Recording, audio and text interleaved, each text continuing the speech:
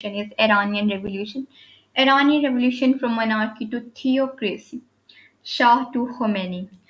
Further, first of all, we have introduction of the Iran. Iran जो है इसका पुराना नाम पर्शिया है और इसका जो मिडल ईस्ट के अंदर ये सेकंड लार्जेस्ट कंट्री है और 17th लार्जेस्ट कंट्री है वर्ल्ड का।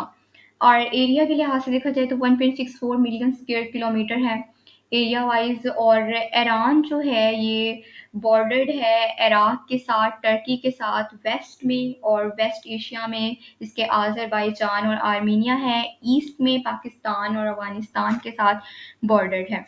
फर्दर इसकी हिस्ट्री के बारे में देखें तो ये सक्सेसिव डायनेस्टीज देखने को मिलती हैं हमें। सफाविद डायनेस्टी 1501 से 1736 तक सफाविद डायनेस्टी है और ये मेजर डायनेस्टी है जहाँ जिसने यहाँ पे शिया as a religion as official religion introduce करवाया। इसके बाद कचार डायनेस्टी 1785 टू 1921 है। Then Pahlavi dynasty the last dynasty from 1921 to 1979। Further Iran जो है यहाँ पे हमें रेवोल्यूशन देखने को मिला। इसके इवेंट्स हम डिस्कस करते हैं। First of all, two superpowers after World War One, during World War Two, two superpowers British and Soviet Union यहाँ पे इन्वेड करते हैं फॉर द ऑयल रिजर्व। जब यहाँ पे ऑयल रिजर्व डिस्कवर्ड होते हैं तो यहाँ पे इनका इन्फ्लुएंस बढ़ जाता है और ये ब्रिटिश स्पेशली ब्रिटिश कंट्रोल करने की कोशिश करते हैं ऑयल रिजर्व को और मेजरली कर भी लेते हैं। So at that time, Shah of Iran, that was the Raza Shah, he was the monarch of the Iran.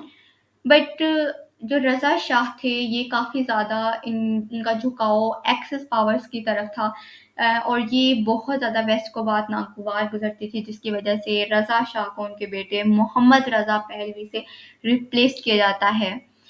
Mohammad Raza Pahlavi जो थे ये बहुत ज़्यादा प्रो वेस्टर्न मनार्क थे और काफ़ी ज़्यादा जो है रिलेशंस वेस्ट के साथ इनके अच्छे थे।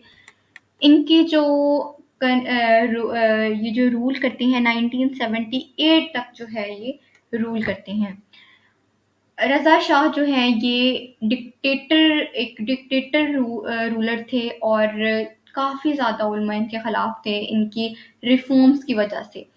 लेकिन इन्होंने 1951 में जो है वो डेमोक्रेसी को इंक्रीज़ करने के लिए इलेक्शन करवाए। इलेक्शन के नतीजे में मोसादेक जो है वो एज अ प्राइम मिनिस्टर आते हैं, लेकिन इनकी गलती ये थी इन्होंने जो ऑयल रिजर्व्स हैं उनको नेशनलाइज कर दिया होता है। नेशनलाइज करने के रिजल्ट में ये बात ब्रिटिशर्स को नहीं अच्छी लगती क्योंकि वो कंट्रोल उनका होता है ऑयल रिजर्व पे।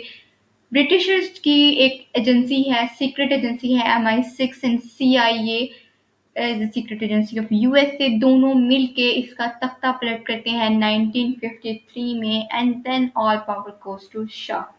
तमाम पावर जो है वो अगेन शाह रज़ा शाह पहलवी के पास चली जाती है और रज़ा शाह पहलवी कुछ स्पेसिफिक किस्म के रिफॉर्म्स करते हैं, अपने मुल्क को वेस्टर्नाइज करने की, मॉडर्नाइज करने की कोशिश करते हैं। यही जो वजह है मेन ईरानियन रेवोल्यूशन की वजह है, मेन रिफॉर्म्स, शाह के रिफॉर्म।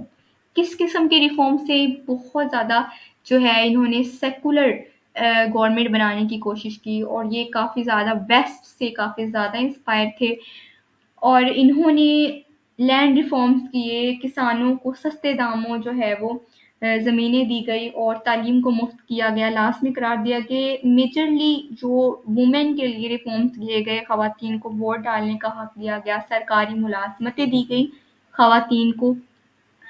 ख़वातीन का जो एक किस्म की उनकी अपनी मर्ज़ी थी ड्रेस कोड की, वो जिस तरह का मर्ज़ी, एक किस्म की बहुत ज़्यादा वहाँ पे फ़हाशी देखने को मिली। बहुत ज़्यादा अगर हम आज के कंपेयर करें ईरान को तब के ईरान से तो बहुत ज़्यादा वेस्टर्न ही हमें देखने को मिलता था। बहुत ज़्यादा शॉर्ट्स ख़वातीन में देखने को मिली उस टाइम पे। सो वेस्टर्नाइज़ तो किया लेकिन ये बात जो है कुछ को अच्छी भी लगी, लेकिन कुछ फैक्शंस, कुछ कम्युनिटी के लोग ऐसे थे जो काफ़ी ज़्यादा दीन पसंद थे اور انہوں نے جو ہے وہ اس کے خلاف جو ہے وہ اس کو کرٹیسائز کیا، جن میں ایک لیڈر تھے خمینی، آیت اللہ خمینی ایک لیڈر تھے۔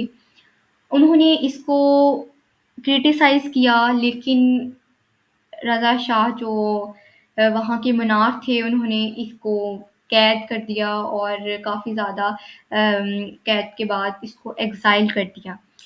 اپوزیشن کے نتیجے میں ہوتا یہی ہے کہ گورنمنٹ جو ہوتی ہے وہ یا تو ان کو قید کر دیتی ہے یا پھر ان پہ ظلم کرتی ہے، اور جو آیت اللہ خمینی ہیں ان کے ساتھ بھی یہی ہوا۔ آیت اللہ خمینی بیسکلی وومن رائٹس کے خلاف بہت زیادہ تھے، اور اس قسم کا جو فحاشی جو پھیلائی ہوئی تھی، اور پردے کا کوئی کانسیپٹ نہیں تھا، تو اس چیز کے خلاف بہت زیادہ تھے، اور انہوں نے پروٹیسٹ کیا، ایز اے رزلٹ ان کو عراق میں ایگزائل کر دیا گیا۔ شاہ جو ہے وہ کافی زیادہ یو ایس اے پہ ڈیپینڈ کرتا تھا، اور اسرائیل کے ساتھ اس کے کافی اچھے تعلقات تھے، اور یہی جو چیزیں تھیں جنہوں نے لوگوں میں غم و غصہ پیدا کیا اور ایرانین ریولوشن کی وجہ بنتا ہے۔ ایک اور اگنیٹ جس نے کیا اس پورے ریولوشن کو، وہ ایک ایونٹ یہ بھی تھا کہ مصطفیٰ خمینی، آیت اللہ خمینی کا بیٹا، جو کہ سباق، جو کہ گورنمنٹ سیکرٹ سروس تھی ایران کی، اس کے تشدد کی وجہ سے یہ ان کی ڈیتھ ہو جاتی ہے، اور یہ کافی زیادہ ایک ریزن بنتی ہے ان کو اس پورے پروسیس کو بھڑکانے میں ایک قسم کا۔ تو ریولیوشن کی ریزنز پہ ہم جاتے ہیں کہ 7 جنوری 1978 کو ایک آرٹیکل پبلش کیا جاتا ہے آیت اللہ خمینی کے اگینسٹ، جس میں ان کے خلاف بہت زیادہ بری بری باتیں کی جاتی ہیں، اور یہی وجہ بنتا ہے ان کے جو سپورٹرز ہوتے ہیں ان میں غم و غصہ کا، ان کو بھڑکانے کا۔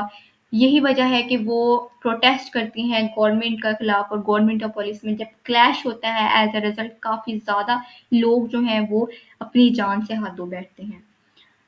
اور ان پہ جب اس ظلم کے خلاف جب لوگ نکلتے ہیں، لاکھوں کی تعداد میں لوگ نکلتے ہیں، ہزاروں کی تعداد میں، ہزاروں سے لاکھوں میں آ جاتے ہیں، تو ان پہ جو ہے وہ فردر ان پہ جتنا زیادہ پروٹیسٹ نکلتے ہیں اتنا زیادہ جو گورنمنٹ کی طرف سے ریٹیلیشن دیکھنے کو ملتی ہے، اور گورنمنٹ جو ہے ان کو دبانے کے لیے ان پہ فائرنگ کرتی ہے، جس کی وجہ سے کافی زیادہ پروٹیسٹر میں ہمیں اور مزید ان کو بھڑکانے کا کام کرتا ہے۔